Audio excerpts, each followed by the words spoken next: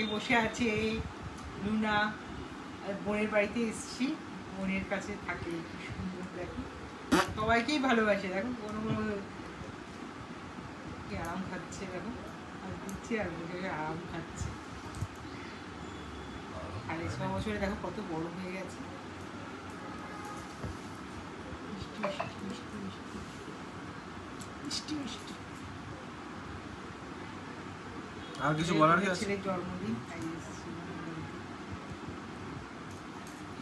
তারপর তারপরে কিছু বলিনি। আপনি কিছু বলি? এটা দিদির ছেলে। না না, কেমন ওরকম ধরে রাখ, আর একটা এটা ভুল করলো এটা। আর যার জন্মদিন যা বোনের ছেলে। মনে হচ্ছে দেখা দেখা তোর দিকে। আগেরটা দেখালি তো, আগেরটা দেখালি। মনে করো